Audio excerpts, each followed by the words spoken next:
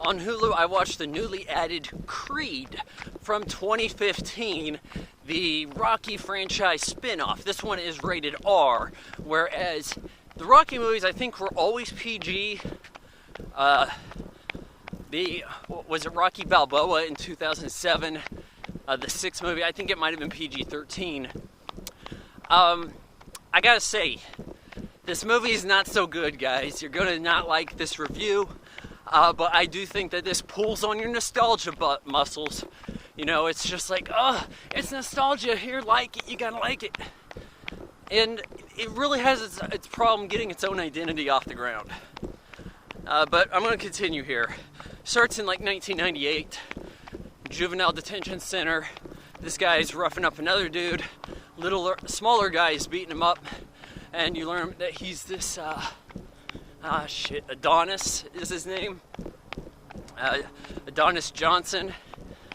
And a woman comes by, Phylicia Rashād from The Cosby Show, and she's like, hey, so I knew your father, he was my husband, even though you're not my son. Hey, you want to come live with me? He's like, okay, it's better than here. Fast forward, he's in like Tijuana roughing up some guys in a kind of like unsanctioned pro-fight, bare knuckle kind of situation. And he's like 15-0. He thinks he's a tough dude. Goes to Little Duke's gym. Yeah, because we have to bring Duke back in here somehow. You know, member berries. Oh, hey, I remember Duke. You remember Duke? I remember. So now we have Little Duke, son of Apollo's trainer, Duke. And he's in the mix. He's like, oh, hey, you're not quite ready to train here, all this stuff. He goes into the ring, says, hey, I'm betting my car. Someone just punched me good in the face. Beats a guy, it's like, I don't know, what was he, top 10 in Ring magazine or something like this. They show the graphic of how everybody stacks up, like their tail to tape, is actually put up in a graphic on the screen when they make an appearance. Then this guy who's like the number 2, he goes in there, beats him, takes his car, goes over to mom. I'm just going to say mom here. And he's like, hey, I've quit my job. I got to train. And he's watching tape of Rocky versus his dad. I think this is the second movie. And he's mimicking Rocky. So he goes to Philadelphia, goes from LA to Philly, finds Rocky, talks him up into training him. Sylvester Stallone, props to him for, I guess, putting on pounds, you could say. Sometimes he looks a little bloated in films. He doesn't look as cut as he does in The Expendables. He looks to have put some on and try to show his age more here. Some people will say that his eyebrows are a bit stiff from Botox, but he seems to work them over here okay. He's like, hey, who are you? Oh, I'm Apollo's son. Oh, really? Yeah. They kept it under wraps because he had cheated on his wife and didn't want anybody to know about it, so I'm like his youngest son. I know all this information about you because it's from the family, about your secret fight with him at the end of Rocky 3. They will show clips from the movies in this in a way that no one was there taking the shot. Like, they show, oh, little Duke is training these people just like his dad trained these guys.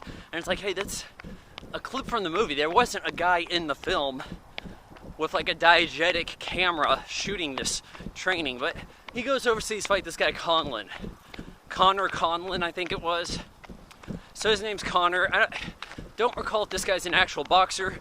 They have used actual boxers in many of these films, but I have been too lazy to look this up. Sue me. You know what? There's 10 of you watching, I'm sure. Anyways, this fight never gets off the ground. The guy that had beat Adonis gets punched at the press conference, and they never have the fight. But this guy Connor needs to fight somebody. Well, Adonis is training with Rocky, meets up with this girl who's losing her hearing, but she's a singer, and they have a bit of a romance. And how does this come about? Well, it's like what happened with Adrian. It's like our first Rocky movie. You meet the love interest. Okay, we've done that. So Rocky's training him up, fights a local guy, I did like how this whole fight is in like one take. Because in the Rocky movies, it seems like you'll get around here and you get around here and a montage. But no, there's no montage to this. So he like up and knocks him out in like the second round. That's a big victory for him. They're celebrating. And then they get some word of all this stuff going on. This guy, Connor's trainer or manager it is, wants to set him up with a fight with this Adonis guy because he's a draw. It's like, oh hey, you could get some of Apollo in here, the greatest fighter ever. Some people don't seem to think that Rocky's better. I mean, Rocky did end up beating him, and he beat the guy that killed him, for goodness sake. But in Philly, at least people seem to understand who Rocky Balboa is. Like, Rocky shows up, hey, I'm gonna go live with my uncle. Oh hey, you didn't tell me your uncle was Rocky Balboa. And I'm like, okay, good, at least people recognize him. You'd think so. He'd have to be like the most famous person in the Rocky universe in Philadelphia. So, Rocky reluctantly lets him take this fight against Connor, even though he says he's not ready. He trains him up, and the guy has a tough time adjusting to stuff. Rocky gets cancer, says, hey, you're not really my family, you need to worry about you. This whole uncle thing's just something you got in your head, kid. He didn't like that. I mean, he's messing with this kid about family. I mean, he's born out of wedlock, and family seems to be an important deal to him because he never really had a family by the standard definition. So he's hurt by this, gets in a fight with some rapper at a show, goes to prison a bit, and they're having their tiff between Rocky and him. They're having a tough time. But Rocky's whole cancer thing, it's kind of like when Adrian just had a coma in Rocky 2.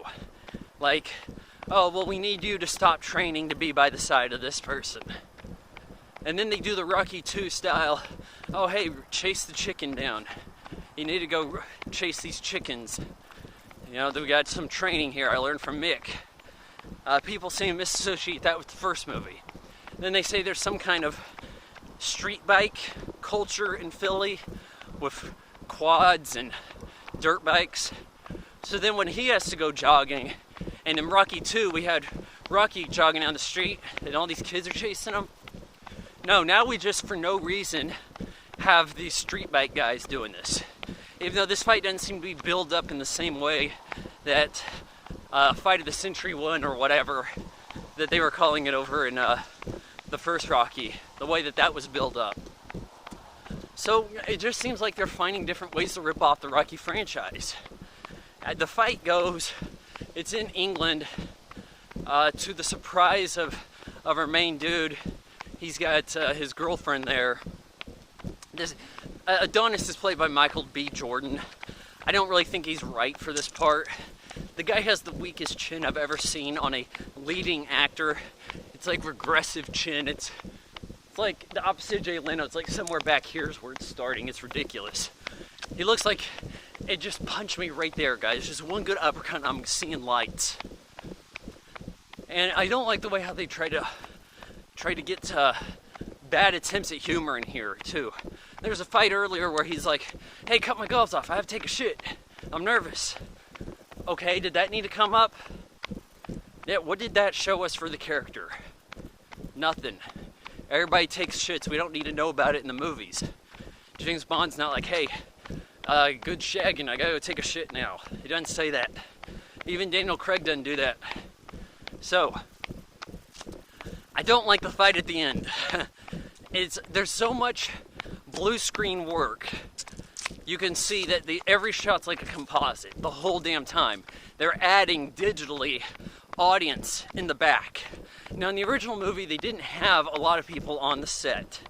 It's a quaint film. You can understand them not having a lot of extras. And as the franchise went on, it was pretty easy to get extras to watch the Rocky fight. And here, they didn't even try. They're like, oh, fill them in with CGI. Instead of bringing down the lights, just make sure that everybody's CGI looking visible. We're gonna have CGI shit. Hell, CGI blood at the end and crap. So, he's getting pounded pretty good throughout the fight. gets his eye cut up. Well, no, he doesn't cut his eye, but it's swelling. It looks like a terrible prosthetic also, especially compared to the original film 40 years ago. So this is happening, and I'm like, oh great. He's going to do the cut the eye thing. Oh yeah, I remember this tactic. So does the audience. But I like the way how they did actually step around that. This doctor comes in, and he's like, hey, how many fingers am I holding up? 4 or 2 or whichever. And the guy's tapping on the back of his head, indicating how many fingers. So he's like, okay, well, I guess he can still see out the eye. All right, we'll continue the fight. And he basically wins the last round. He knocks the guy down, but with some time left, he's if the fight was like 10 seconds longer, he would have won, but he lost because Rocky lost the first time too. Oh, hey, I remember that. And of course, Max Kellerman is even there as an announcer. I think his like co-announcer is a guy that was in all the Rocky movies. Here they even killed off Paulie, so he couldn't even show up. And we didn't have Duke. So the only 2 people are, I think his name's Lamprey and Stallone. The only 2 people across them. And at the end, Rocky, well, okay, Max Kellerman's like, oh, he may have lost the fight, but he won in spirit or whatever. It's like, okay, thanks for stating the obvious.